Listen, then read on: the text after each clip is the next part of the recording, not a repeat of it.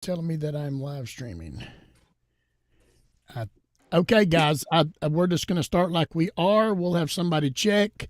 We are not live streaming tonight on the Facebook pages. We are only live streaming on YouTube and in our Zoom room and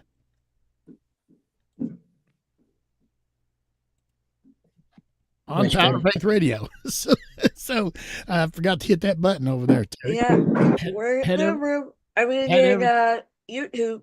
We are? Yep. Great. All right. We're doing some changes in house here, trying to set it up where it'd be more easier for us between videos. So we thank you for being patient with us. And if you're watching us here on YouTube or you're getting the notification, maybe we ought to tell people, make a little video and put on the Facebook pages, Terry, this week about go to the YouTube channel, hit that notification bell, subscribe, so that way you'll be notified that way. And but we are going to share this video with a simple walk.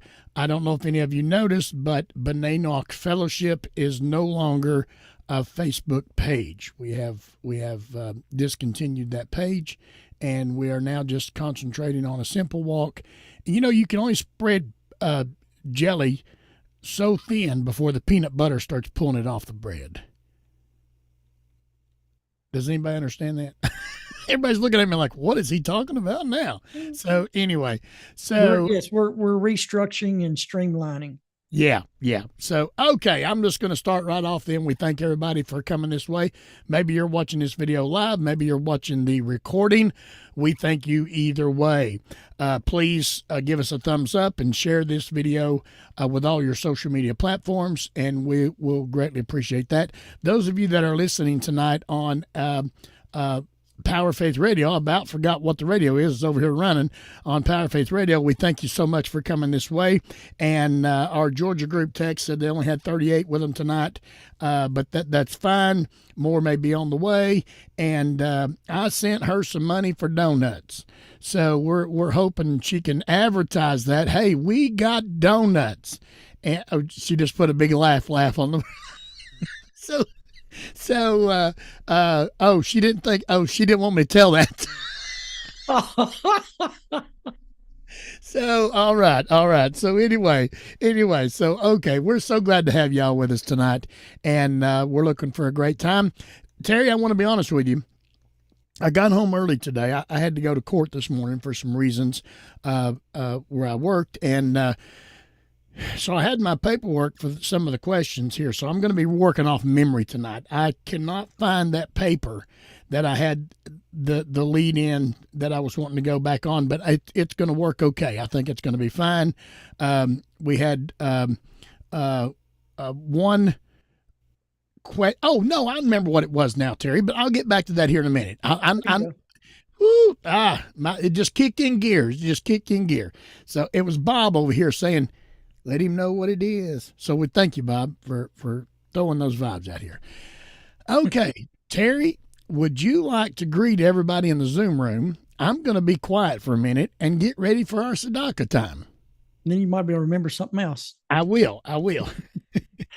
All right. Greetings and good evening, everyone. Everyone here in the Zoom room, we have, of course, Scotty down in the engine room. We have Bob and then Amuela. Thomas is back with us tonight. It's been a long time since we got to see Thomas. And then we've got Warwick and Wendell and Will, and Veronica is, I think she is down in Texas now. And of course, Scotty's better half, the one to keep Scotty in control or under control. There we go. Under control. And then it looks like a Chrissy's coming into the room. So yes, we got Annie and Chrissy has come in. And just real quickly, again, I know, y'all have probably been seeing some changes. Scotty and I are restructuring what we're doing, changing some things up. We did do away with the B'nai Noach Fellowship Facebook page. We've kept the Simple Walk. It's the one we actually started first, and we got a little history there with it. we are also kind of following some examples of some of the guys that we know that's been doing this out, for years now. As they run into similar problems that we have, we're just kind of catching up where they were at. And we are no longer streaming live on Facebook. We're going to be streaming. I'm going to see if I can make it. Go ahead, Terry. I got you. We're gonna just be streaming through our YouTube channel and then posting the YouTube video link after the class on a simple walk where people can share from there. Whether you can go to the YouTube channel or you can go to a simple walk and get the, watch it, get the link.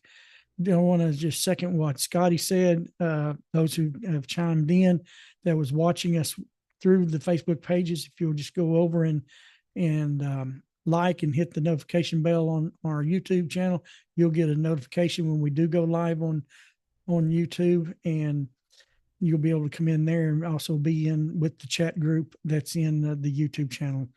And if you got any questions, you can also post them there. We've got Amuela and some just watching it and for the questions and just kind of making sure everything's, running smooth over there. Just give us a couple of weeks. We got a few bugs to work out of this, but we should be, up and going really good in the next couple of weeks and make sure all the bugs is in there. There's some links and things we got to get out of the system where we were going through Facebook's just going to take some time. Scotty, you ready? Yeah, let's see. YouTube is okay. Amuela, could you do me a favor, honey, while I'm doing this? Could you grab the link to the YouTube channel and jump over to Facebook and send it to Ronald? He's wanting to watch, but he can't see enough to go over there. And if you can just grab that link and send it to Messenger through Messenger, yeah. So okay, it's good to have everybody with us tonight. Yes, we're going to get into our Tzedakah time here, and then get right into our Q&A tonight. We appreciate everybody who has participated in our Tzedakah time. And before I get into this, it's good to have Thomas back with us. Where'd he go? Oh, there he is, right in the middle. It's good to have Thomas back with us tonight. And he's not moved into his new facility yet, but he has internet access tonight. So he looks so good sitting there and just grinning. Smile real big for us, Thomas. Smile real big. And it's good to have him back with us. It's been a couple of months since he's been able to be here. So getting right into our Tzedakah time tonight, as always. We give tzedakah for Terry and I's main teacher, Pesach and Sherbo, and then we're giving tzedakah tonight for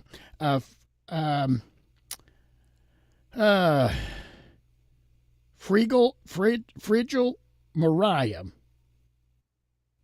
I think I got that correctly. We're giving tzedakah for her tonight. Also for James Murr.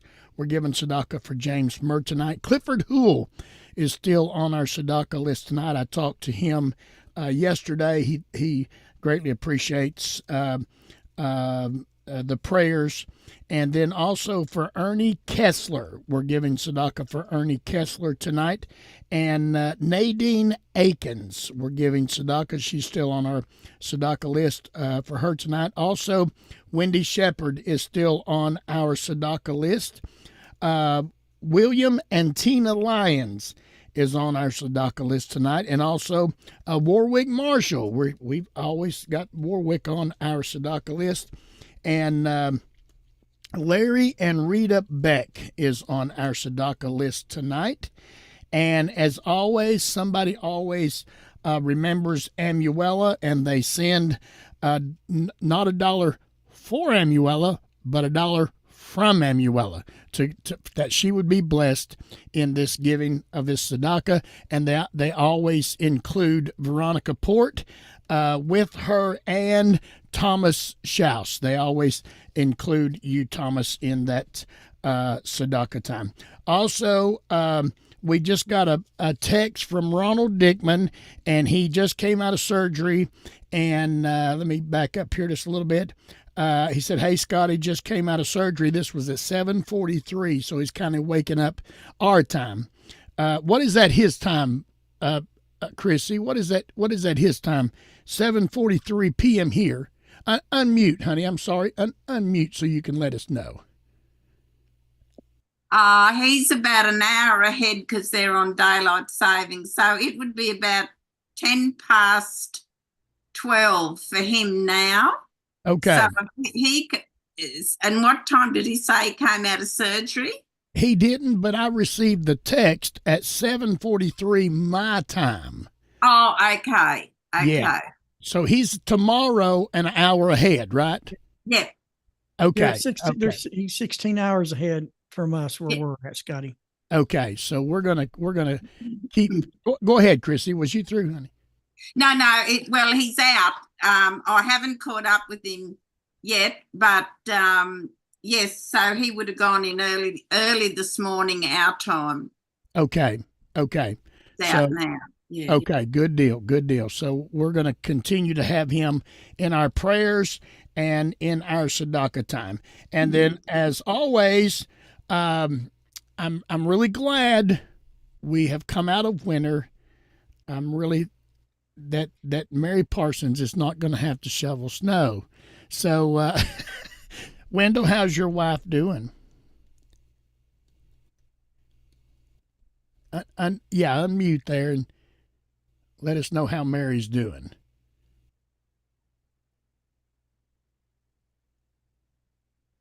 Should be down at the bottom. Just move your tracer around and it'll come up. No, there it is. There you go. No, she's doing well. She's doing well. Yes, we're getting lots of rain, but somebody said if it was that white stuff that we're trying to stay away from, we would probably have had about 1.5 feet. Ooh. So you're getting enough rain. All you need right now is buckets, not shovels. Yep, that's it. Okay. All right. Well, you tell her we're always asking about her. And how are you doing? Because I put you on the list today. I just felt like putting you on the list. Yeah. No, I'm doing fine. Last week we just had a bad storm go through, and it knocked out power to about 6,500 people. Some of them. Okay. Well, we really appreciate y'all. Wendell, we appreciate you and Mary. So, all right. So, in our blessed memory tzedakah tonight, we're giving blessed memory tzedakah, giving this for her merit, and that's Lori Davis. We're giving blessed memory tzedakah for Lori Davis. And hello, Christopher. You came in on us there. Yes, I did. All right. Good to Missed you guys. Good to have you. Thank you. Help us in our prayers tonight, would you? Hear our voice, Adonai, our God, Father of mercy.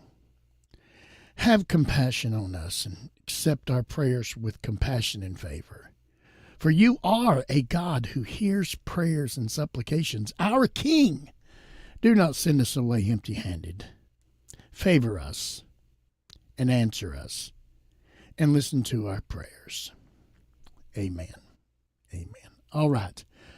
Well, we're going to have a good time tonight because, Terry, we was going to kind of venture back into some metaphoric positions, in understandings of the Creator, but I sent the people who asked that question back to the Facebook page, not remembering that the Facebook page had blocked our last video. I'm not going to go into a lot of details about that. But anyway, so they did, however, go to YouTube. They found the video. They texted me back and said, you gave complete understanding. They just came in late in the class, and so they went back and watched the video in its entirety, and so they got clarification on that. So they want me to say, tell Terry thank you. You're welcome. So Terry, would you like to say anything before I get into this next little dive into this next little? I don't know where you're going. Okay. Well, this is good then. I mean, I kind of don't know where he's going. We got to talk a little bit, but both of us has kind of had a fun week this week. We Monday was our official opening day in our new dealership where we it's been about almost 4 years in the making, moving the dealership from Lee Highway over here in Chattanooga over to what's called Dealership Row on Chapman Road. So Lexus of Chattanooga has a new location after 32 years. And yep, there's a lot of bugs, but we're trying to stomp them as we go, and a lot of changes and things like that, coming into a new building and new responsibilities. It's kind of fell in my lap as well. What we're taking on, I'm in the parts department, and before, our Toyota dealership handled all the retail for Toyota Lexus when a retail call came in for parts. And so we are now taking over all the Lexus retail calls. So I'm now not only dealing with service writers, mechanics, repair orders, and apps. Now I've got to handle walk-ins and telephone calls. Okay. And so I'm just like, there's 5 of those guys over there. There's only 2 of us. Well, there's 3 of us, but so I'm just like, oh, well, fun, So we did get the chance to talk a little bit, but not much because we both been kind of strapped this week. So, Terry, when I was a little boy, I had a crescent wrench. And my grandfather saw me using that crescent wrench one day. He said, how many things are you going to use that crescent wrench for? And I said, well, I can use it for a lot of things. I can use it what it was designed for, but I always like to use it as a hammer. And I always like to use it, as something, because it's got that weight on the end. You can use it as a hammer as long as you're good on what you're hitting. And sometimes I use it as a counterweight on the end of a piece of trim. But anyway, you can use it for all. So they're just seeing your full potential, Terry. They're just seeing your full potential and putting you there, and they're really going to use you until you fall off the table, or knock some more rotors off on your foot. And I don't want to do that. Now, today I did, as I'm beginning to start learning to take phone calls. Today I had a really interesting phone call from a gentleman on his tractor out on his farm in Alabama in the rain. Yeehaw. And so it was a good question. He was going to send something in for us to fix for him, and I was able to help him fix it while sitting on his tractor. Great. And so great. Terry, I enjoy that kind of stuff. We have a good conversation. Yeah. So that reminded me, Terry, one time a few years back, somebody called me. It was late night. I was tired. I just had been in for work a little bit, and their AC unit had stopped working. And I said, well, here's what we want to do. Open up the panel. So I'm telling somebody what to do. And I said, there's a gobble of wires right there. I want you to reach in there and grab them and move them out of the way. Well, they did. And they got a little bit electrocuted. Not bad, but I knew they got electrocuted because I heard them holler and scream. And I said, you found the problem. Just tape that up right there. Don't let it ground out. And sure enough, it worked. What happened, it grounded out, and they found it. So anyway, you see, there's a reason I don't have any hair here, because that's how I find my problems as well. So, okay. So, Terry, I'm going to jump into it this way. I'm going to ask the full, complete question. Then I'm just going to kind of break it down and ask you a couple of questions about it. So, people hear us talk and they understand that we say that we are not Jewish. But when somebody asks a question, we answer, this is what the Jewish people do. And so it's kindly causing him to think a little bit. And so I was kind of carrying on a conversation with because when you got a chat, especially on the radio, everybody starts chiming in. You always got crazies. The world is full of crazies. I don't want to name nobody's name, okay? Thomas, it's good to have you back. So the world is full of crazies. But you do have these hungry people who are really looking for the answers. And so they wonder why we always, even though we're not Jewish, we say we're not Jewish. We don't do things like the Jewish people do, but we always answer, this is this is what our Jewish brothers and sisters do. So Terry, let's go at it this way. What makes us, first of all, different? Are we different than the Jewish people? Are we? What makes us different? Well, the big part is, well, we're not Jewish. Well, we're not Jewish. That's well, you answered that. So let me go on to question number 2. What makes us are we different? not Jewish? I mean, I thought the whole world was Jewish. No. The Creator, chose Israel from among the nations, which that tells us in the Torah that He done that, And to make them a priesthood, a priestly nation, and a light unto all the other nations. will you cover why He chose them while you're? Well, Yeah, he chose them because they are the descendants of Abraham through Isaac, the promised child.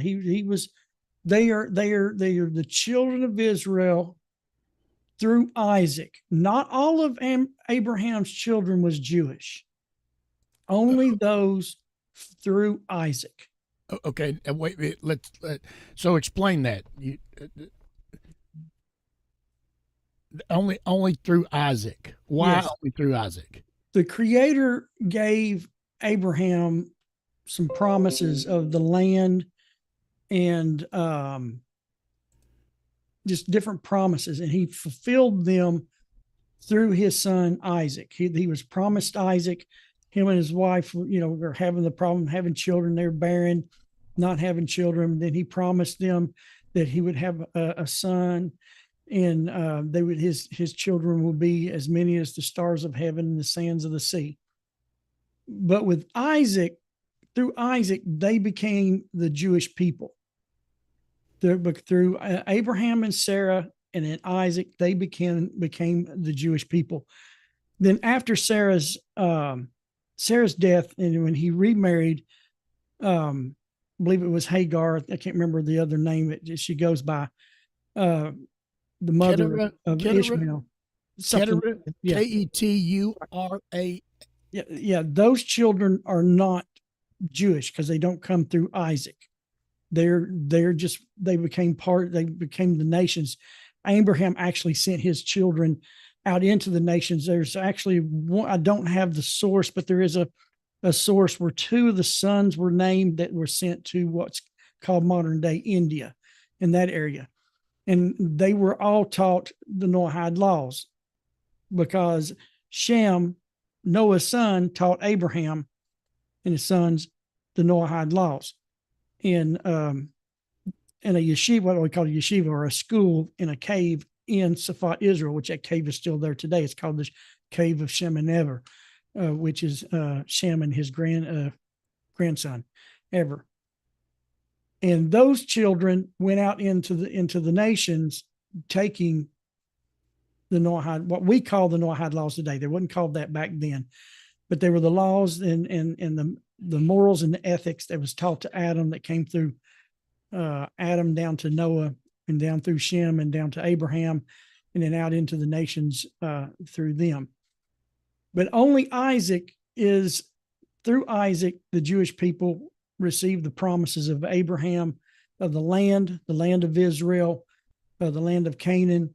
They received the Torah at Mount Sinai that we have today, and it's through them that we are to turn. Scotty, if you can, if you want to go to I guess it's where your Chabad site there, and pull up Zechariah 8:23. Zechariah 8:23. Hold on just a second. And this is in answering why do we turn to the Jewish people. This is just one of the places. Hold on. I'm speedily. You can hear my gears running here. Looking for Zechariah here. Looking for Zechariah. Give me that chapter again. 8:23. Should be 8:23. And you want the Hebrew as well, or just the English? Yeah, throw both of them up there. Okay, 8:23. I am there. Let me get it shared. So Veronica asked a good question. Veronica, don't let me forget that question as we cover this, because that is a very good question. Okay, Terry, 8:23. You see it? Yeah, scroll up there. It says, so in those days, the Lord of hosts, in those days, in those days when 10 men of all the languages of the nations shall take a hold of the skirt of a Jewish man, saying, let us go with you, for we have heard that God is with you. Now, up here where it says in English, Jewish man, Scotty, go over to hold on, I'm just looking at the Hebrew here. I'm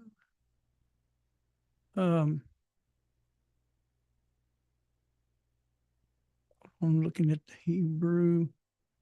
Where am I? Oh yeah, there we are. It says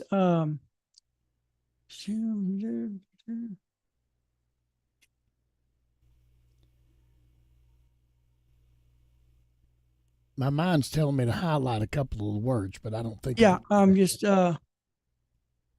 Yeah. I'm wanting you to cross. I'm just trying to hold on, let me move my bike so I can look at it. I'm having to look through the bottom of my glasses. The Hebrew word there is Yehuda, which is translated as Jewish. Trying to find, let's see. Nope, that's not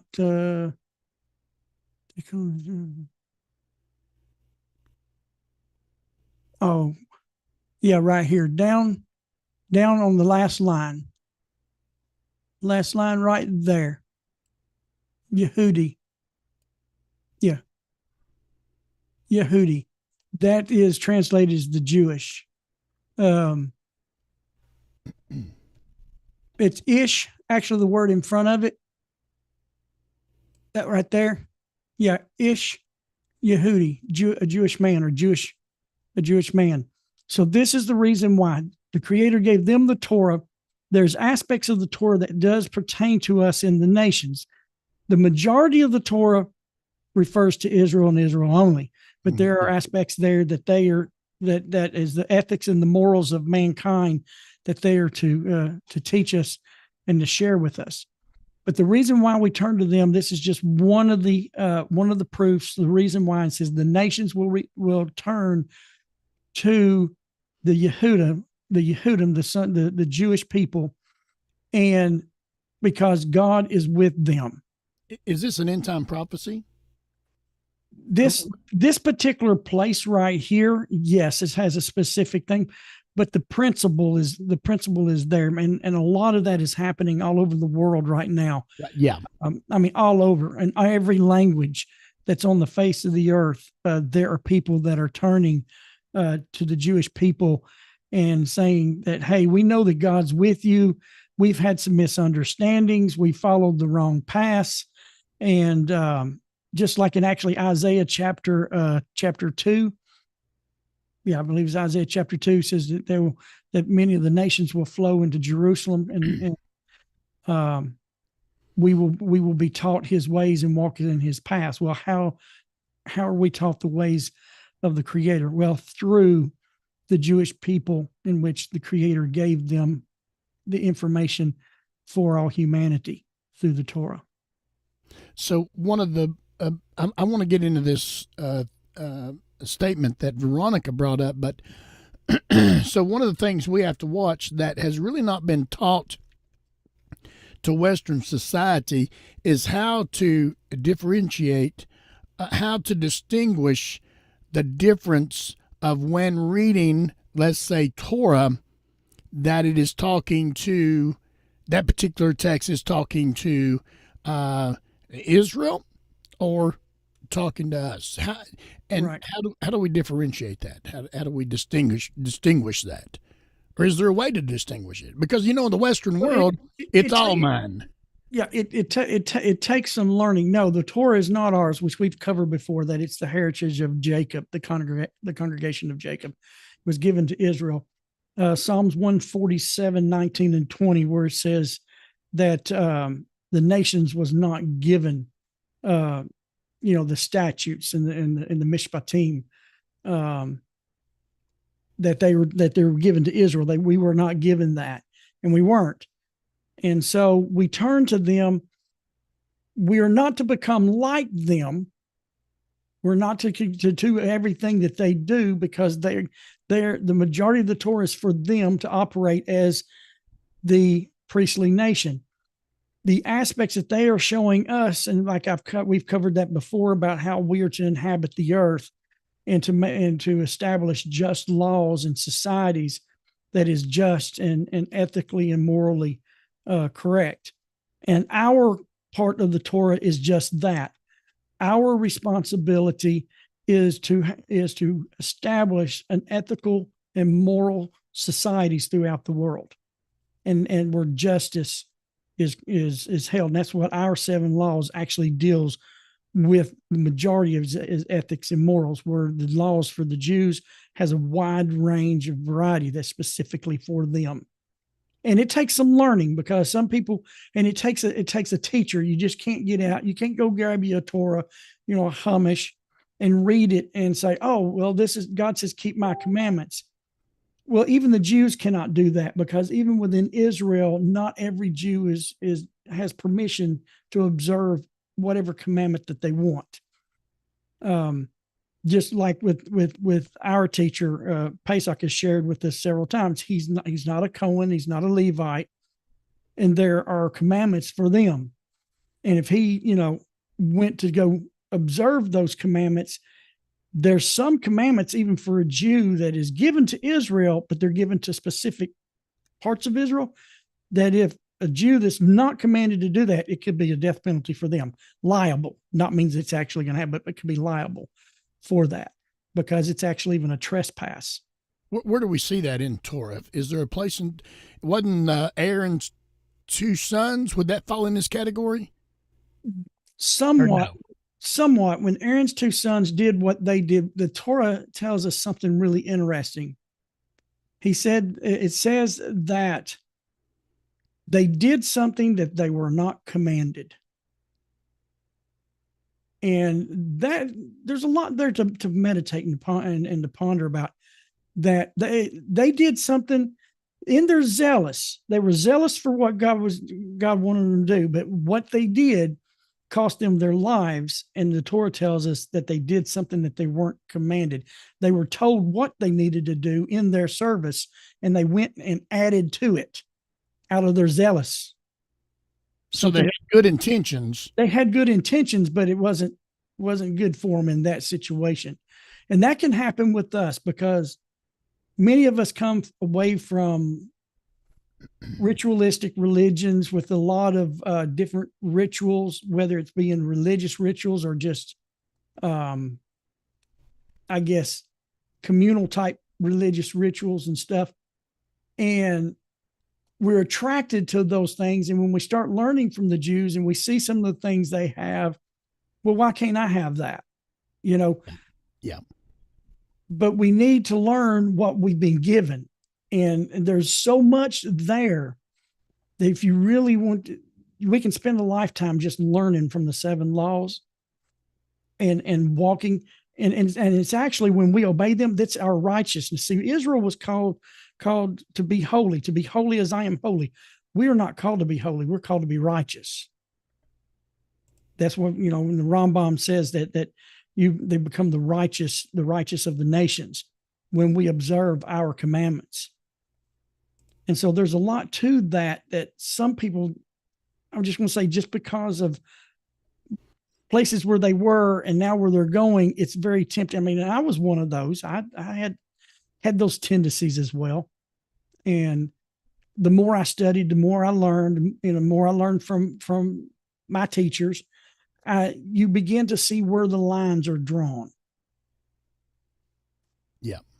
It's like what, let me see if I can find it here real quick. What Rabbi Blumenstiel said. Rabbi Blumenstiel says here, and he uses the word Noahide, because that's just the term that we use today for those who observe the commandments, the law, what we call the laws of Noah, 7 laws of Noah. So Rabbi Blumenstiel says, a Noahide may drink from the same well as the Jewish people, which is the Torah, and share in their core beliefs and values, which we do. Our 7 laws establishes that core values, like through the prohibitions of idolatry and blasphemy, theft and murder, and all. We have core values that we share with the Jewish people, Israel. Yet he has an identity completely separate and distinct from the Jewish people. The Noahides, or the nations, have their own special mitzvahs, their own special laws or commands and missions in the world, as does the Jews. They have theirs.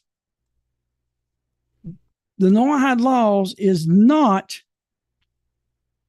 a Judaism, that's a man-made term, is not a Judaism for non-Jews.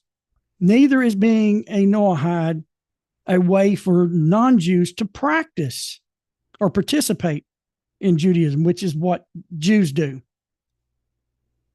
And he says, for a non-Jew who wishes to do that, they recommend, and Maimonides, the great Torah scholar Maimonides, and they recommend, well, join the Jewish people. Convert and join the Jewish people if you want to go that far, which I studied for 7 years in that direction until, I feel that Hashem showed me that wasn't my path. And it's very beautiful. It's very intricate. A lot of people think it's burdensome, and it's not. It's amazing, but it wasn't the path that the Creator, it's not what I was born for. Some people, they have what it takes to do that. And there's even more understanding in that. But the basic is we turn to the Jewish people, as we see in Zechariah 8:23. We can show Isaiah 2 as well. And we share. So we all drink from the same well, which is the Torah. And we share in the core beliefs, but each has a distinct identity and a distinct mission on the earth, a purpose. We each have a purpose. I like the way Rabbi Hirsch put it when he's talking about Genesis chapter 1, 11 through 12, when the Creator told the earth to bring forth vegetation after its kind. And so he's talking about the law of species, the law of kind. Yeah. And he's talking about how God created the cedar and the grapevine and the grass. And he created all these things, and he established laws within each one of these to be exactly what it was to be in its whole life. And it did its part in the world. And he was sharing that. And he was talking about you don't hear the cedar tree going, well, I wish I was the grapevine. I wish I could produce grapes. Or the grass, wanting to be, the cedar tree. You don't have that. Each one is within itself the way God created. And it doesn't ask to want to be one or the other. It glorifies God in his own creation. And that's one of the things that when I was studying that I learned is that's what the Creator wants us to do, wants me to do. He wants me to glorify him in the creation that he made in me. I don't need to imitate and take on another culture to walk with him. I need to be who he made me and observe the commandments that he's given me to live by. Yeah. And so I don't have to take on someone else's culture and rituals to be close to God. All I've got to do is just do what he wants me to do, and you can't get any closer than that. So when we allude to the fact of this is what our Jewish brothers and sisters do, does that mean we're just given kind of a framework, or what? Yeah. So it's like somebody asks a question. Let me just see if I can just come up with a question off the top of my head. In the worship of the Creator, in the connection of the Creator, and because we had one of these come up here some time back. Well, and we're coming up to this holiday. I want to do Passover. I want to do Pesach. And we said, well, this is what they do, but we don't do that. Why do we not do that? Let's go at it that way. Why? We understand their framework, but we don't really understand why, the depth of why they're doing it. And they're commanded to remember the Exodus and different things. There's some things about that. Let's go over to Exodus chapter 20, and I think it's verse 2. You want me to bring something up to share? Or you don't have to. I can just read it. Okay, you just read it out. Now you're in the I'm in the Hamish. I'm in the Stone's Edition Art Scroll Hamish. Okay. Exodus chapter 20 and in verse 2. But I'm just going to fall back on verse 1. It says,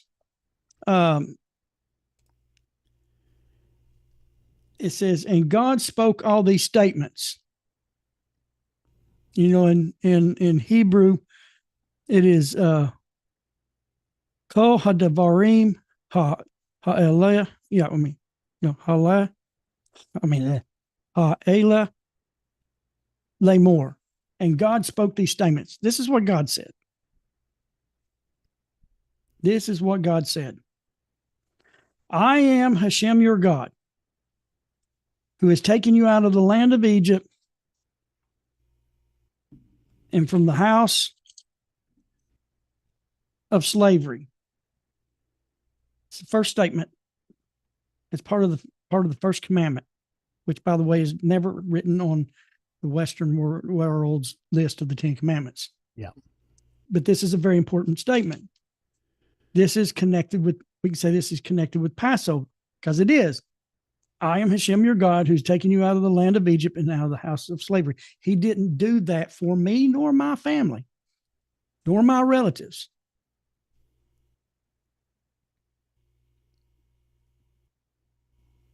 Good point.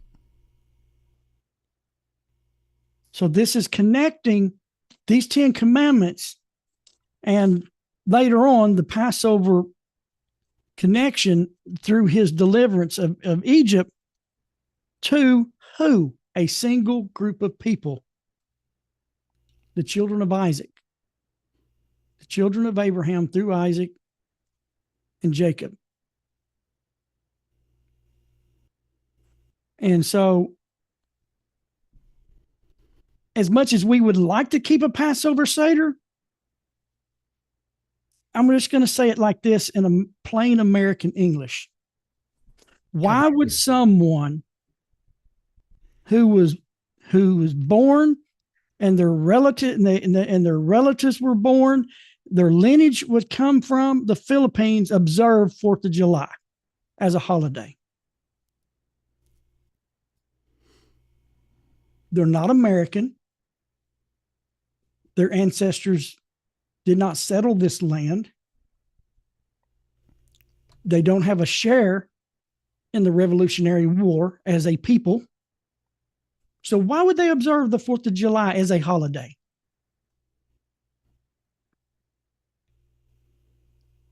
Can I try to answer that? No, go ahead. Okay.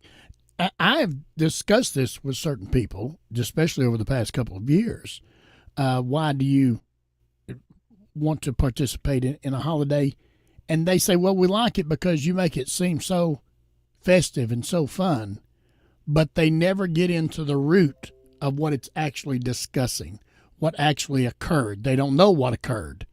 They're just getting the byproducts of it and jumping in and enjoying it. But they can't have that emotional connection Right. from a phrase from our history of the shot that was heard around the world. Right. Come on, that still gives me goosebumps.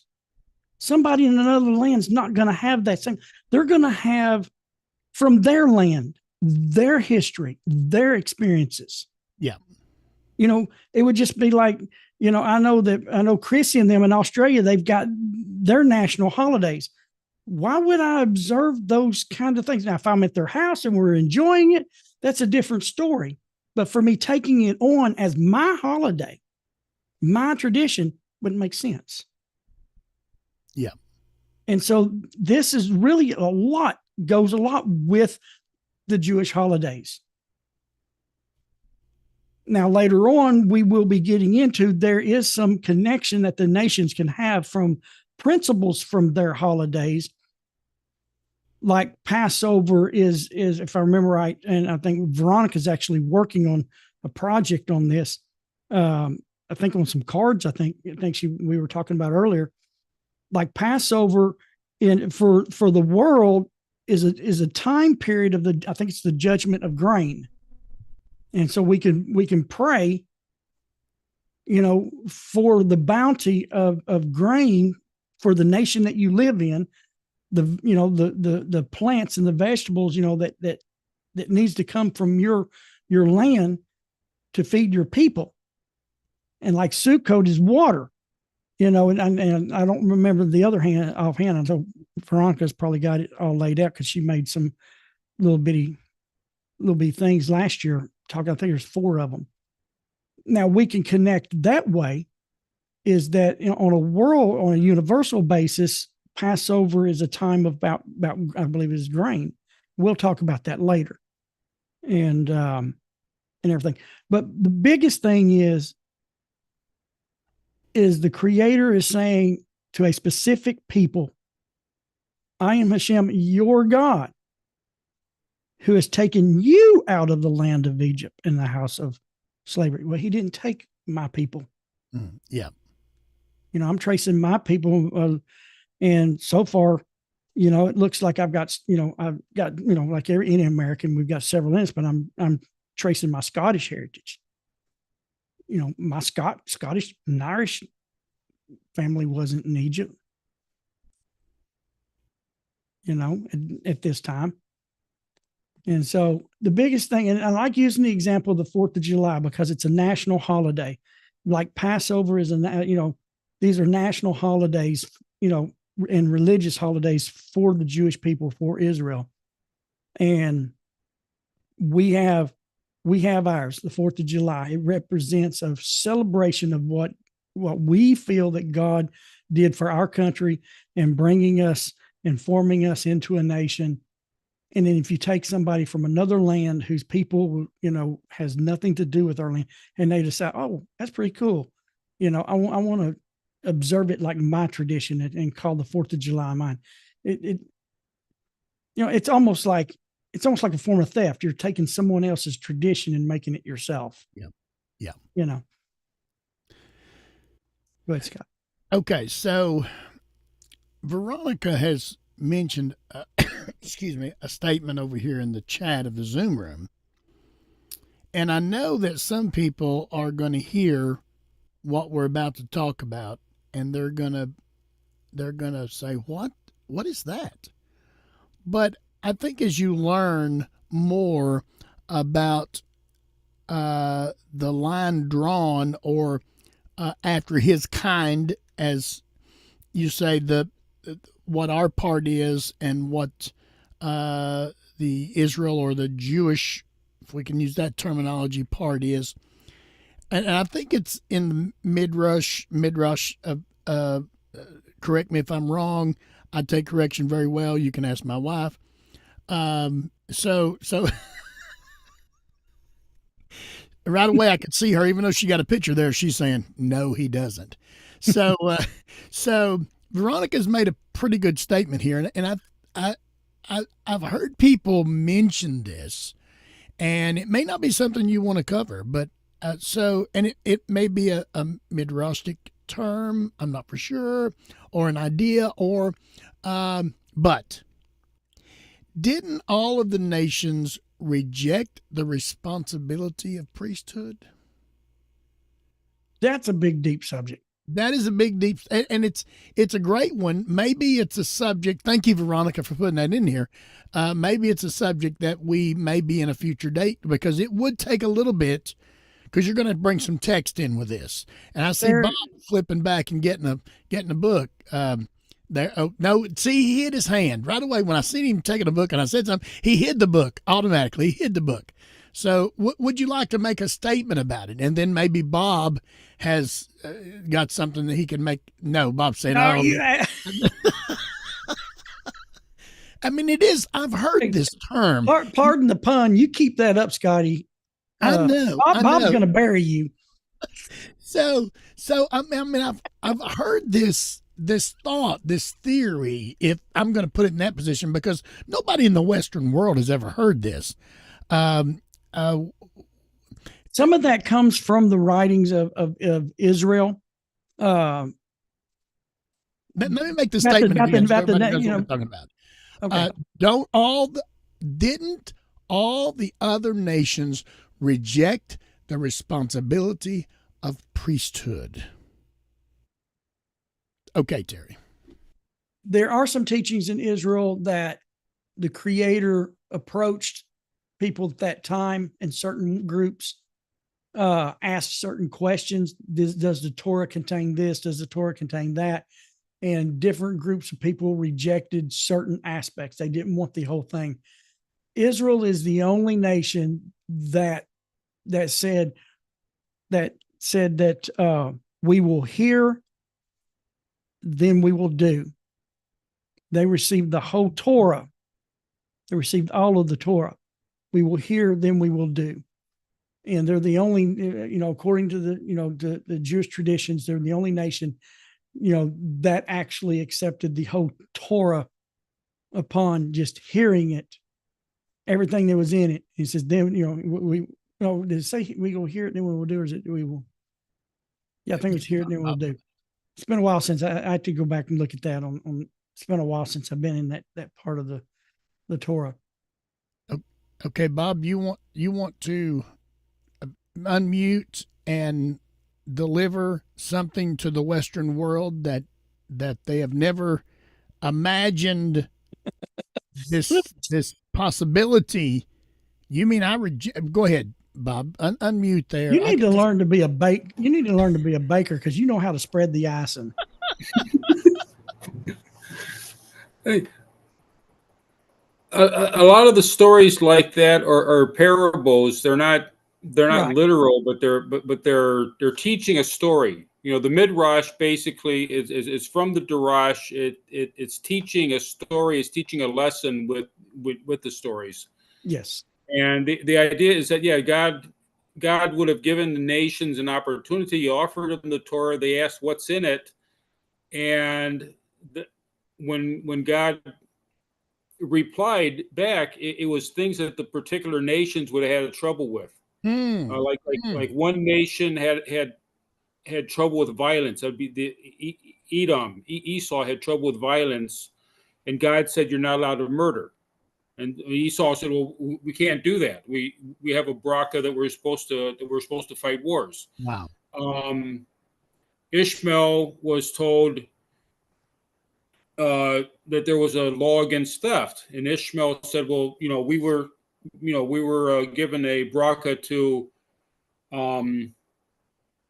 that we would get our subsistence from other people." That meant they were supposed to be merchants, but they had questions about everything. God showed them things that they were not happy with, and therefore they basically rejected the Torah. At that point, themselves. Like it was in it. I don't. Bob, I got to say, I've heard that described, but I don't think I've heard it described that way. That it was more or less parabolistic, and is that a word? Parabolistic. Yes. And that if we would understand, yeah, that was great, Bob. Was you through? I'm sorry, I just had to throw that in. Well, that may be one of the things I get in trouble with. I've asked the rabbis, how do we know which of the stories are stories and which ones are historical things we should take historically? And I haven't gotten a clear story. I haven't gotten a clear answer on that. Apparently, you have to take it either way. So it's kind of hard to say exactly how to parse that out. Okay. Yeah. But the evidence, how would they say that? Was it the evidence is in the pudding or something? When we look at the nations, proof is in the pudding. The proof is in the pudding. There you go. Well, still the same thing. Evidence. Yeah.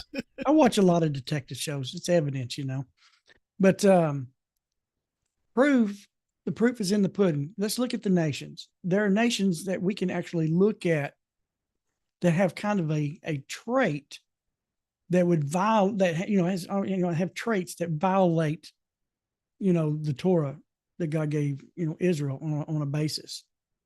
And that doesn't mean they're doomed, by the way. It's just that Israel chose the Torah, and God chose them, and they're the priestly nation.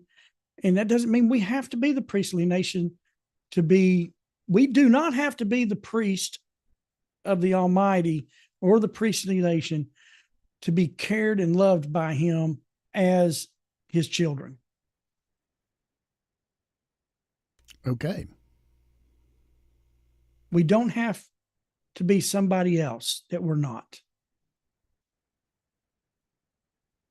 And it takes a little, I think it's even in the Proverbs where it says, happy is a man who rejoices in his lot in life, something like that. And that could be just not only your circumstances, but who you were made, who you were created. When God sent my soul to the earth, he sent me, here where I'm at. He sent someone else in Singapore and another person in Hawaii. He sent another soul up to the Arctic.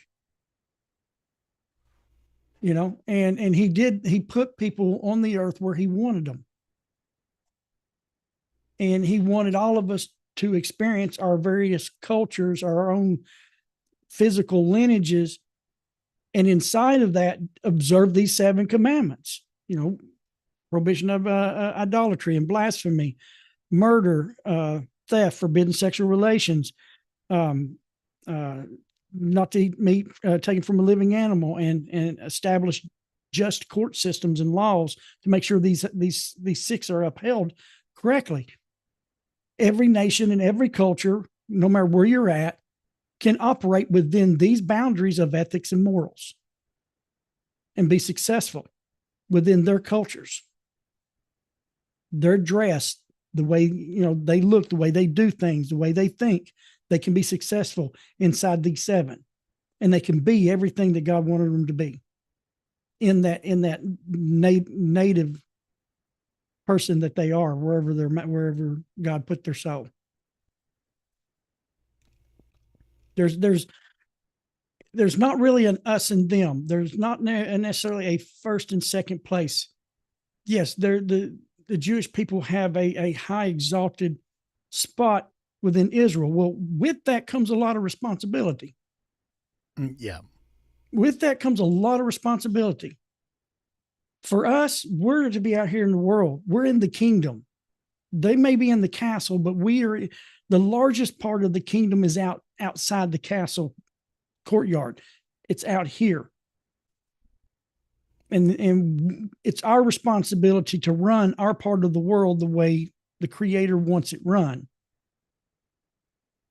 And it can be very, very beautiful.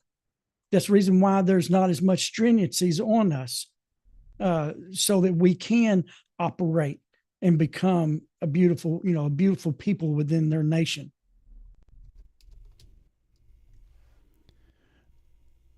Okay. Go ahead, Scotty. Okay, I'm gonna go back just a little bit. I'm gonna digress just a little bit. The Bob who listens on the radio, not the Bob Wells here, the famous Bob Wells here in the Zoom room, but the Bob Bob, you need to tell me your last name pretty soon, because we got 2 Bobs. I need to say Bob W. or Bob somebody. So he said, can you just jump back again and clarify, for my understanding and maybe the listeners or viewers' understanding again, if you're reading areas such as Torah, how do you differentiate who it's talking to and about? Well, some of that takes, like I said, from training and learning from, from our teachers. I know there's some Western theologies you have to kind of. There's some replacement theology that's again wanting to take a culture from someone else upon their own selves, and reject them. I'm trying to think. Well, I mean, there's a lot of examples, especially in the Torah, when you're dealing with the individual tribes and the blessings and stuff given to the Levites and the well, When does this now hold on. start Let me changing? see if I can I've got an idea here.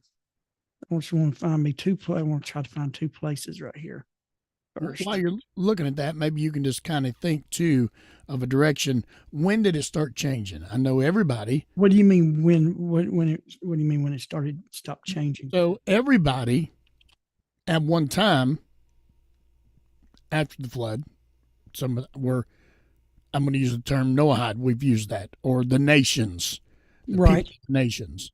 And then, as you said a little bit ago, it started changing through Abraham's lineage and in Isaac, Abraham and Isaac. So what did Abraham do to cause God to take notice of Isaac? What was in that position? Isaac is the promised son that when God promised him a son, he promised it to Isaac a son. He promised a son through Sarah. Now,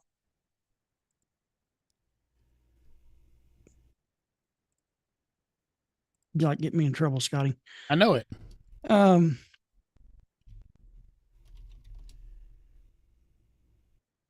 With Isaac, there was the promise. He's the promised son in which the children of Israel came through him, from Abraham, Sarah, and then Isaac, and through that. Within the Jewish realm, and this is even in the Torah, the nation of Israel is established through the mother. The tribal side of Israel is established through the father. Okay? A Jewish person who has a Jewish father and a non-Jewish mother, the children are non-Jewish. A Jewish woman who has a non-Jewish husband, her children's Jewish. This goes back to Ezra and Nehemiah. When they came back from Babylon, the men were told to put away their foreign wives and their children because they weren't Jewish, and come back into the Torah. The women were never given that commandment because their children was Jewish. And so Isaac, being the promise from Abraham and Sarah, that produced the Jewish people. When after Sarah's death and he remarried a non-Jewish woman. And of course, they wasn't called Jews at that time. They were, the Hebrews. The children they produced, and he produced many others. They were the non-Jewish children of Abraham who was sent out into the world with the 7 laws. And I think, Scotty, I've read some information on that, and I think you found some information this last week on that subject. And so we know that some where Ishmael wants to claim to be the firstborn of Abraham. Ishmael's not the son of promise. I want you to understand. I talked to this came to me one day, and I talked to my rabbi, Rabbi David, the first rabbi, about it. And I said, I understand it. You see, Ishmael was fathered before Abraham's circumcision. Isaac was fathered after his circumcision. He came through the mitzvah. He came through the commandment. And he was like, yes. So you have that lineage there. Not only that he came from what we would call he didn't come through the mother that had the promise of the son. But it also had to do that Ishmael was fathered. His seed came through an uncircumcised man.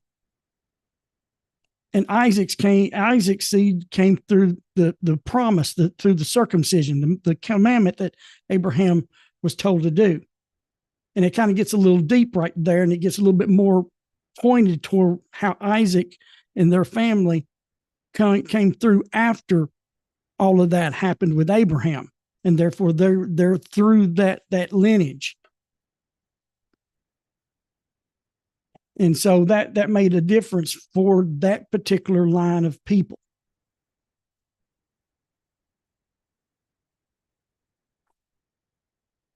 Now, I probably throw a lot more wood on the fire there. Well, you threw some wood on the fire, but I'm going to throw something in here. So, what about the text that says a reason behind the blessing? I'm just going to read this, and you can kind of jump into it in Genesis chapter 18. I want to read verse 18 and 19, and this is the I'm going to be reading from the Chabad.org website. And Abraham will become a great and powerful nation, and all the nations of the world will be blessed in him. For I have known him because he commands his sons and his household after him that they should keep the way of the Lord to perform righteousness and justice, in order that the Lord bring upon Abraham that which he spoke concerning him.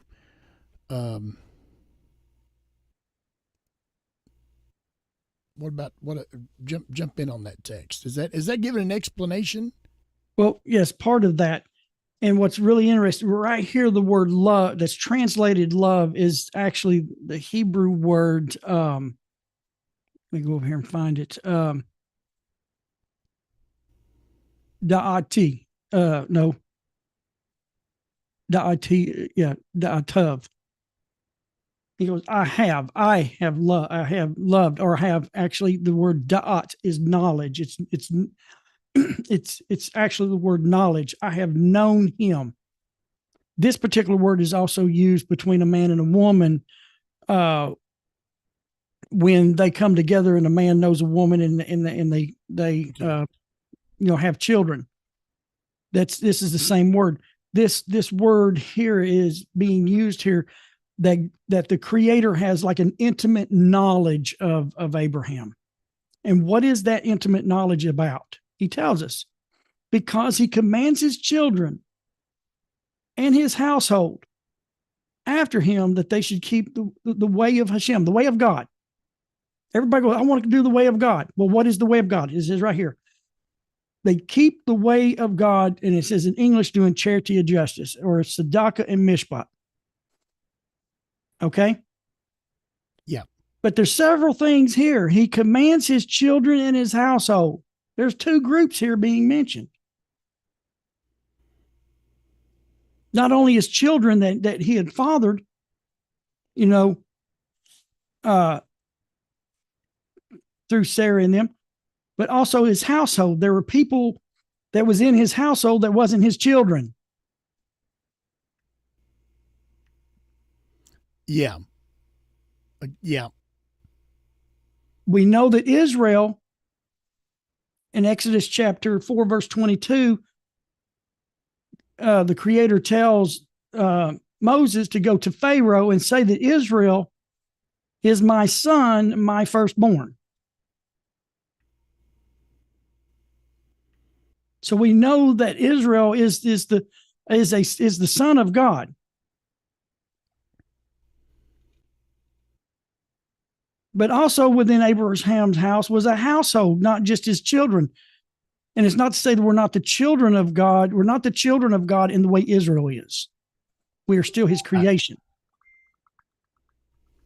Right. And so we can see here, even with Abraham, we can see Israel and the nations, in a, I guess, a metaphorical way. Right. But the way of God is because he commands them tzedakah and mishpat. And this is charity and justice, which charity is a horrible word. When you get into English, it's tzedakah, and Scotty talks a lot about tzedakah. It's also translated as righteous. He keeps the way of Hashem, doing righteousness and justice. It can be read like that too. And we find that this is what our 7 laws is built upon at this time. This is before the giving of the full Torah at Mount Sinai. This is a representation of the 7 laws, is the righteousness and the justice, the charity and the justice that's found within the 7 laws. And this is the way of God. And this tzedakah and mishpat right here, there's a thread through the scriptures with these 2 words. It's even in Ezekiel 18. If a wicked man should put away, his ways, and he does, tzedakah and mishpat, he said he will live, and his transgressions will not be remembered. Yeah. So we see these two words again in Ezekiel 18, in around verse 21 or so there. And so we can see how that's even metaphorical there, that this is showing Israel and the nations that we're all the Creator's people, but we have 2 distinct identities and missions on the earth.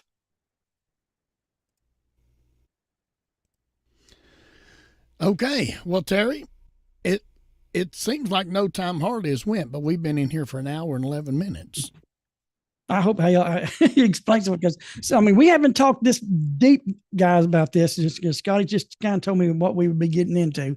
Well, we're going to go a little deeper next week. Can we go a little deeper next week instead of starting our book back up? We can continue to do this as long as if everybody's good with this and we want to do it. This is fine. This is what Outreach Noah is about. We've got plenty of time to get back into the book. But if people have questions, get them to Scotty, and we'll be glad to discuss them. Our Georgia group has actually got a great discussion started in the room, but I don't want to start it tonight. And I explained to them we'll start the discussion next week on this, and they're going to let everybody know that's going to be the discussion next week, because if I bring it to you now, we're going to be here for another hour. So, but it is discussing who are we, why are we different, and so I don't want to go any further in it, but I just, because we'll be here for quite a while. So does that sound good? If they don't mind, I would like to, in part with that next week, I would like to bring some of the discussion of a little bit more into the discussion of Rabbi Hirsch's teaching on the law of kind or species. Yeah, I think that'd be great. And from Genesis chapter 1, verses 11 and 12. And I think that would be beneficial in that area, because some of the things that Rabbi Hirsch brought out over 200 years ago, and how he put it, the Jews and the nations in connection with that verse in Genesis is, I think, very helpful. It opened a lot of understanding for me. Okay, great, good deal. Thank you so much. I'm going to bring us to a close, Terry. Okay. So as we were discussing when we first started our meeting tonight, we're kind of doing some changes. This video will be shared on our A Simple Walk after Terry gets through doing a little bit of beginning editing on it and whatever. And that's how we're going to do it from now on. We're just going to keep it on this platform, the Zoom and the YouTube stream platform, and of course on Power Faith Radio. And we appreciate everybody that has come this way, everybody that's going to spend some time. And this is what it's all about. I like talking about where rubber meets the road things. Right. And it kind of gives us more of a clarity of what's going on around us. So, but next week we are going, no, I can't bring it to you now because you'll want to jump on it. I'm just going to write it in here so I don't forget it. Hey, and don't take it with you either. I'm going to leave it right here. I'm going to leave it right here. And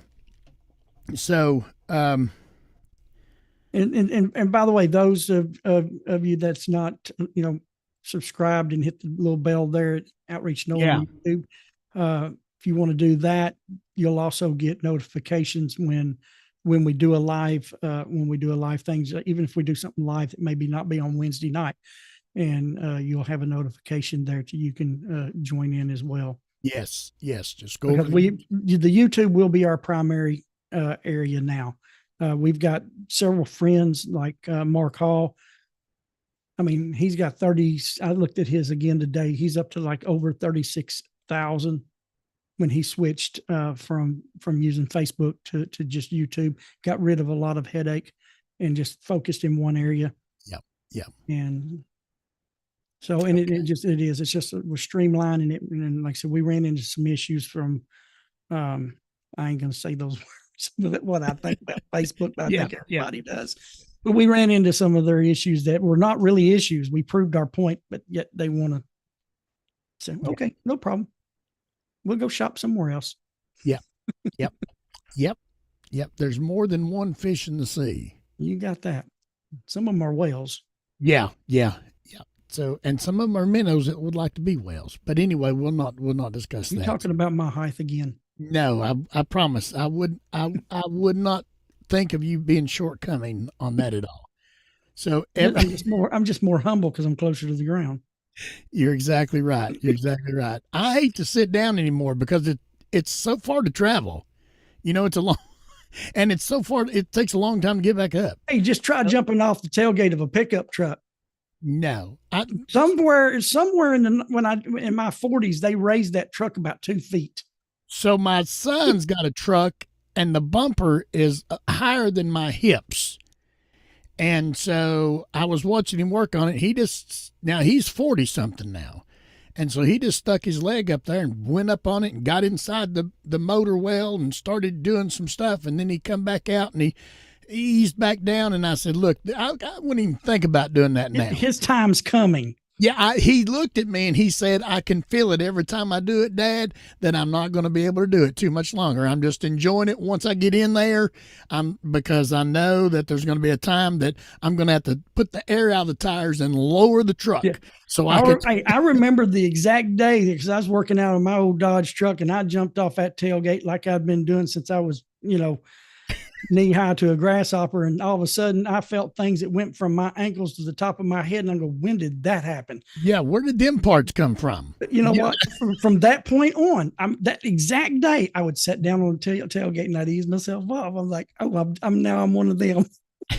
So I had to go to court this morning, and with my employer and stuff, and had to do some stuff at court, and so as I was going into the courthouse, of course, you can't have anything in your pockets, no cell phones. You have to take your belt off and put everything down on the conveyor belt and go through. And then you raise your arms up and you go through the metal detector. And of course, I have to tell them every time I go, I say, officers, I've got metal hips.